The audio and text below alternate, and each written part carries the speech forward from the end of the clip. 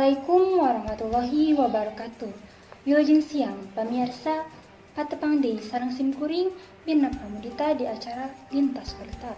Nyajikeun informasi aktual jeung faktual 15 Maret 2021.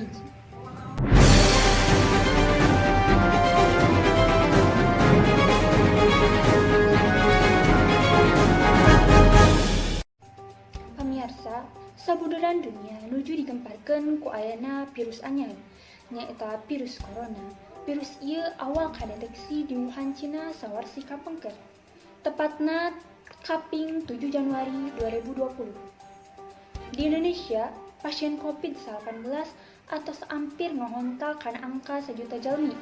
Ku kituna urang sadaya kedah apal naon ciri-ciri panyakit ieu, naon gejala awal panyakit ieu, jeung naon ngabedakeun panyakit ieu jeung panyakit influenza. COVID-19 atos ditetepkeun ku Badan Kesehatan Dunia atanapi WHO janten panyakit pandemi atanapi panyakit anu sumabarna ka mancanegara. Mung teu acan sadaya masyarakat Indonesia terang gejala-gejala virus corona. Dokter spesialis internis Jurmetsing ngajelaskeun, kanggo mika terang hiji jalmi positif kajangkit ku virus corona kedah dilaksanakeun sababaraha tes. Namung panyakit ieu gaduh gejala awal anu sapertos influenza atanapi panyakit nu tos biasa di masyarakat. Salian ti eta, Jurmetsing oge ngajelaskeun yen suhu awal jalmi bakal langkung ti suhu 36 dugi ka 37 derajat Celcius lamun kainfeksi ku virus naon wae.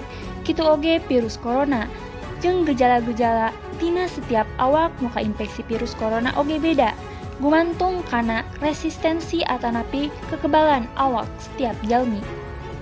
Ku kituna, kanu jalmi anu ngalaman gejala-gejala kasebat, saena nyandak lengkah medis, utamina saatos ngalakukeun kagiatan anu ngagaduhan potensi nyebarkeun virus corona.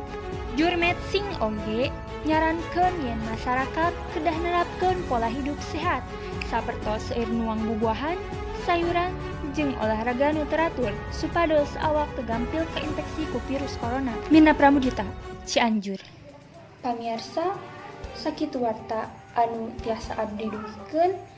Abdi Mirna Pramudita permios undur diri. Wilujeng siang.